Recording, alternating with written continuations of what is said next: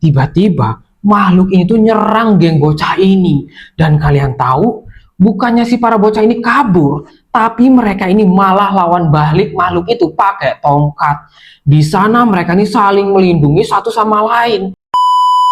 Halo guys, balik lagi ke channel ini, channel yang bikin kalian merinding dan takut. Malam ini gua bakal bawain cerita tentang monster guys, yang pernah bikin Raja Prancis ini panik. Jadi, waktu itu musim panas tahun 1764 dan di dataran tinggi selatan Prancis ada seorang gadis pengembala lagi ngejagain ternaknya kayak biasanya. Awalnya itu nggak ada yang aneh, tapi tiba-tiba dia ngelihat ada sesuatu yang keluar dari balik pohon. Dadanya lebar, bulunya kemerahan, dan cara dia bergerak itu nggak natural. Kalau memang itu adalah seekor binatang liar. Makhluk itu ada di hutan Gevaden, dan di dalam 3 tahun ke depan setelah tahun 1764, makhluk ini telah membuat lebih dari 100 orang mati.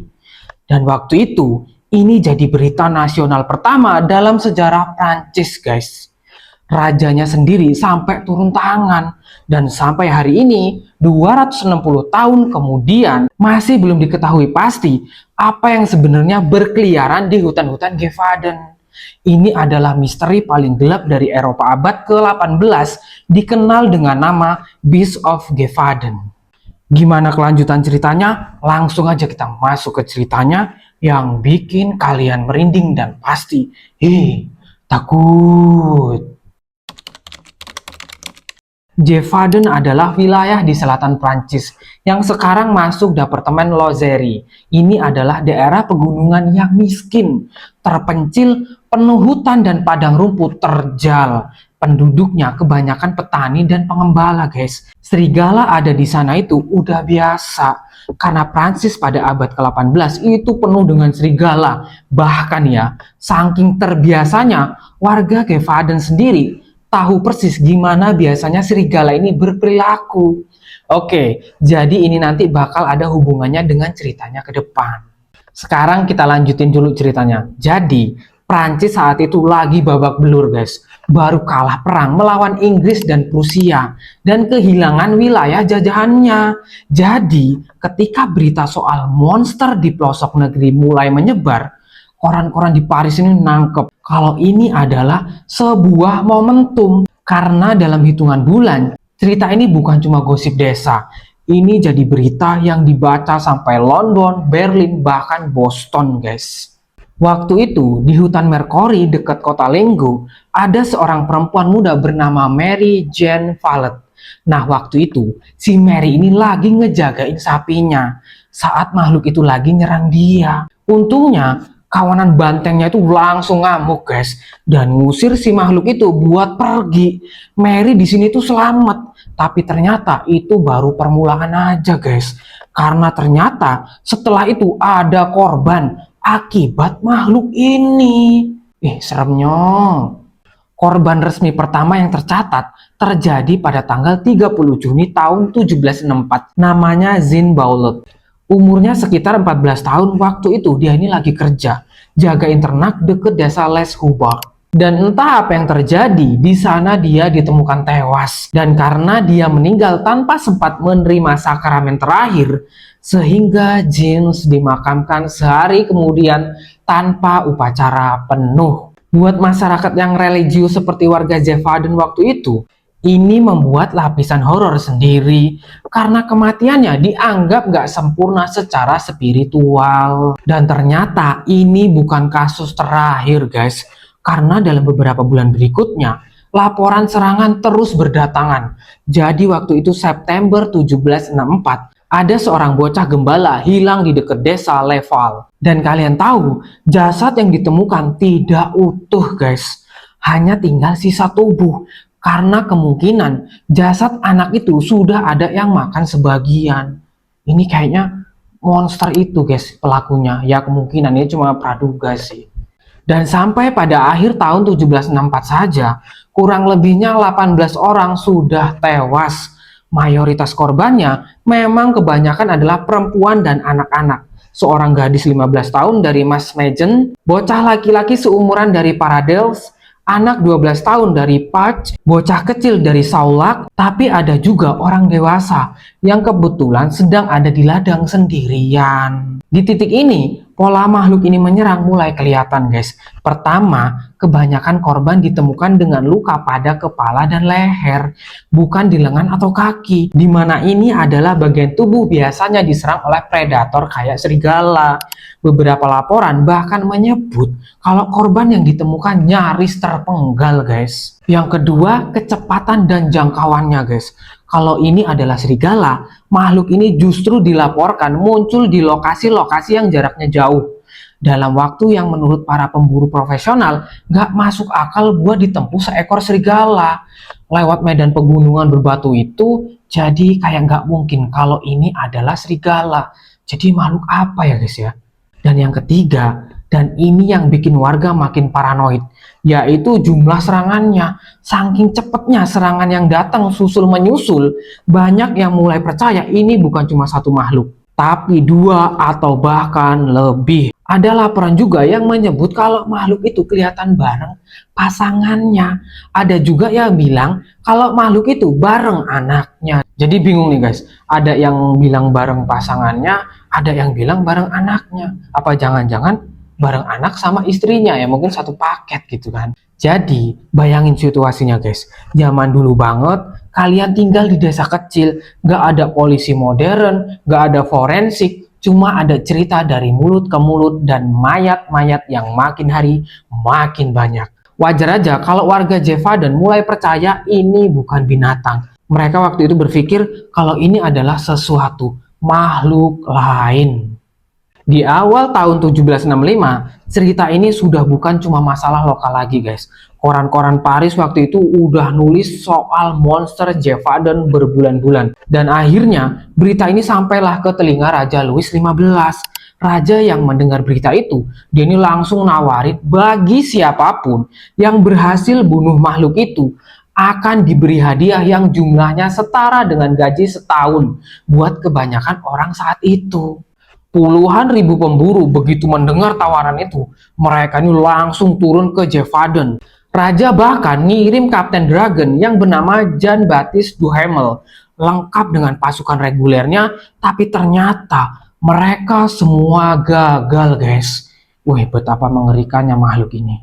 Sampai akhirnya di 12 Januari 1765, ada seorang bocah berusia 10 tahun, namanya Jacques Portefaix. Waktu itu Portefaix ini lagi main bareng dengan 7 temennya.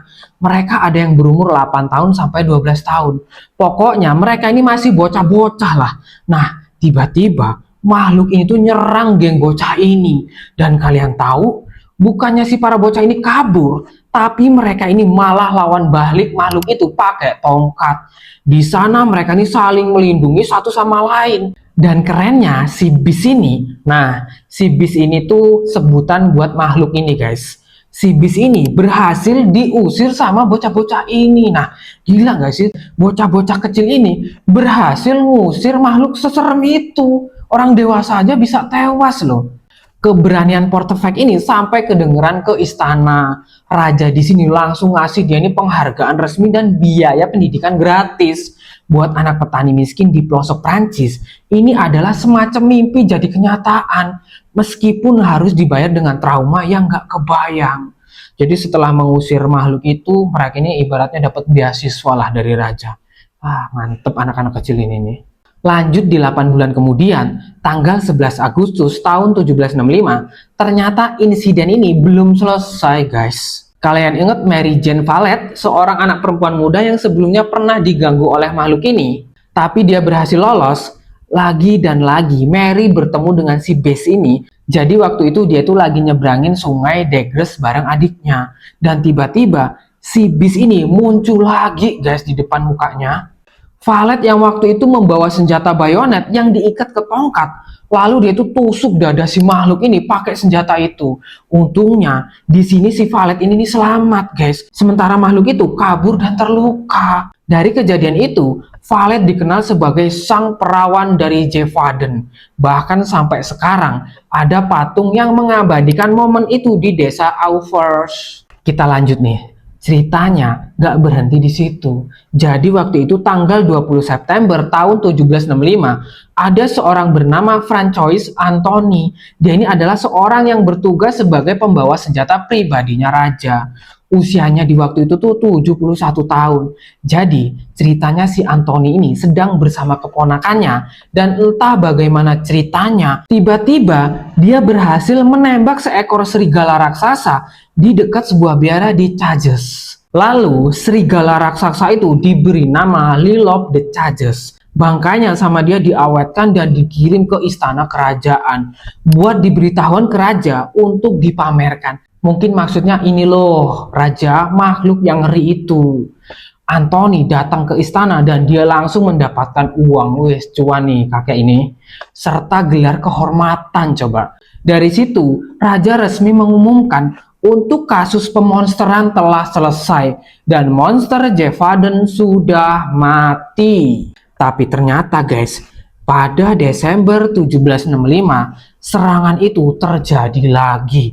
Dan kali ini perilakunya sedikit beda dari sebelumnya. Tapi di Versailles atau di kota, itu udah nggak mau dengar berita ini. Karena secara resmi, kerajaan udah nutup kasus ini. Publikasi juga udah berhenti. Perhatian nasional sudah pindah ke isu lain. Jadi warga Jevaden saat itu harus menghadapi makhluk itu sendirian. Jadi guys, sebenarnya makhluk itu tuh apa? Beast of Jevaden ini sebenarnya apa? Dari kejadian-kejadian yang sudah terjadi, banyak teori-teori yang akhirnya muncul dan diperdebatkan. Teori yang pertama, ini adalah teori yang paling diterima oleh mayoritas sejarawan modern. Beast of Jevaden adalah serigala raksasa. Menurut sejarawan Graham Robb, Jevaden waktu itu penuh dengan serigala. Serigala gede emang bisa nyerang manusia, apalagi kalau lapar atau sakit. Tapi teori ini punya sanggahan. Kalau dilihat oleh puluhan saksi mata, mereka menyebut kalau ciri-cirinya secara fisik nggak menunjukkan bahwa itu adalah serigala. Dari mulai bulu kemerahan, dada lebar kayak kuda, ekor yang katanya dipakai buat nyerang kayak cambuk. Itu bukan ciri-ciri dari serigala Eropa manapun. Ya nggak ada lah serigala kok ekornya bisa mecut kan, gitu. Ngeri juga serigalanya ini. Terus teori yang kedua, Beast of Jevaden adalah hewan eksotis yang lepas. Teori ini diajukan oleh beberapa peneliti modern. Salah satunya biolog Carl Hantak. Menurutnya, si beast ini mungkin singa muda yang lepas dari kandang pribadi. Jadi guys, di abad 18 itu, kebun binatang pribadi milik bangsawan itu lagi ngetren banget di Eropa. Jadi kayak mungkin bangsawan-bangsawan ini punya kebun binatangnya sendiri lah. Tag di sini coba bandingin pola serangannya si beast ini sama kasus modern yang lebih terdokumentasi pada singa-singa Tsavo di Kenya yang waktu itu udah bunuh lebih dari 130 korban dalam kurang dari setahun. Nah, kalau dilihat wilayah jelajah Beast Jevaden ini juga sekitar 90 km persegi dan ini juga cocok sama jangkauan khas seekor singa. Jadi ternyata waktu dibanding itu tuh mirip guys sama singa dia nih guys. Terus ada lagi nih teori yang ketiga. Teori ini menyebutkan bahwa Beast of Jevaden itu dilatih oleh manusia. Jadi di teori ini tuh adalah rumor lama soal keluarga Chastel. Nah, keluarga Chastel ini adalah keluarga yang nantinya bakal membunuh si Beast ini. Jadi ceritanya gini, waktu itu dua anak Jane Chastel ini pernah dituduh dengan sengaja nyesatin dua penjaga hutan kerajaan ke rawa yang berbahaya sampai hampir tewas katanya. Dan dia ngelakuin itu sambil ketawa ngeliat dari jauh. Dari kejadian itu, Jane Chastel sendiri sempat dipenjara gara-gara insiden tersebut. Terus rumor ini lalu berkembang. Sebagian orang percaya kalau keluarga Chastel ini entah motifnya balas dendam ke penguasa, entah cari sensasi jadi pahlawan, bahwa dia ini sengaja piara atau ngelatih hewan buas buat nyerang warga. Sebelum akhirnya Jane Chastel sendirilah yang menyelesaikan masalah yang dia ciptain. Tapi sekali lagi guys, ini hanya teori yang nggak pernah terbukti. Selanjutnya teori werewolf dan loup-garou. Ini adalah teori versi supranatural. Waktu itu masyarakat Jevaden yang religius dan penuh tahayul ini tuh percaya kalau ini adalah kerjaan Lob Garau, yaitu manusia serigala, atau Menir the Loops, yaitu penyihir yang bisa memerintah kawanan serigala. Selain itu, sebagian juga percaya kalau apa yang menimpa mereka ini adalah hukuman Tuhan atas dosa mereka. Dan dari kepercayaan ini, lahir salah satu mitos horor paling awet sepanjang masa. Lahirnya peluru perak sebagai senjata pamungkas melawan werewolf. Dan ternyata serangan masih berlanjut, guys. Waktu itu di awal Juni tahun 1767, gelombang serangan baru datang lagi. Dan kali ini cukup parah karena sampai membuat seorang bangsawan lokal, yaitu Marquis de Pacher, mengorganisir pemburuan besar-besaran sendirian. Terus di tanggal 19 Juni tahun 1767, di lereng Monmouthit, salah satu anggota rombongan berhasil nembak seekor hewan besar. Dia adalah John Chastel, seorang petani lokal, bukan pemburu profesional. Yang tadi sempat gue ceritain di salah satu teori, guys. Jadi ceritanya Chastel ini lagi duduk diem sambil baca buku, doa, sambil nunggu si Bes ini muncul. Dan gak lama kemudian muncullah si Bes ini. Terus Chastel ini langsung nembak makhluk itu pakai peluru yang katanya peluru itu udah dicetak dari medali perak yang udah diberkati. Jadi karena udah diberkati akhirnya makhluk itu kena, guys. Di keesokan harinya, tanggal 20 Juni 1767, seorang notaris kerajaan bernama Rod Etini Marin langsung nulis laporan otopsi resmi di sebuah kastil lokal. Isi dokumennya itu menyebutkan bahwa hewan itu kelihatan kayak serigala, tapi dia ini luar biasa dan sangat berbeda bentuknya serta proporsinya dari serigala-serigala yang biasanya ada di daerah ini. Selain itu, dokumen itu juga menyebutkan tentang detail formasi gigi makhluk ini, guys. Setelah selesai otopsi dan dicatat pada dokumen resmi, bangkai makhluk ini kemudian diarah ke Paris buat dipertontonkan ke raja. Sama seperti yang terjadi waktu Wall of Changes di 2 tahun sebelumnya. Tapi ternyata karena perjalanannya ini panjang, musim panas waktu itu panas banget, dan bangkainya ini keburu membusuk sebelum sampai istana, sehingga nggak ada identifikasi ilmiah resmi yang bisa dilakuin. Karena hewan itu akhirnya dikubur begitu aja dan nyaris dilupakan. Jadi bukti yang tersisa memang hanya dokumen hasil otopsi, guys. Tapi yang jelas, setelah tembakan Chastel di Juni 1767, serangan itu berhenti, guys. Dan total korban selama 3 tahun teror ini, untuk jumlah persisnya masih diperdebatkan sampai sekarang. Tapi kalau angka kira-kiranya itu sekitar 113 orang tewas, 49 luka-luka, dan hampir 100 jenazah ditemukan dalam kondisi yang sebagian sudah dimakan, guys. Jadi guys, kalau menurut kalian, siapa yang beneran bunuh Beast of Jevaden yang asli? John Chastel atau Francois Anthony? Terus menurut kalian itu apa? Serigala raksasa yang kebetulan aneh? Hewan eksotis yang lepas? Atau ada tangan manusia di balik semua ini? Tulis pendapat kalian di kolom komentar, guys. Kalau kalian suka dengan cerita ini, jangan lupa like dan subscribe. Sampai ketemu di cerita berikutnya.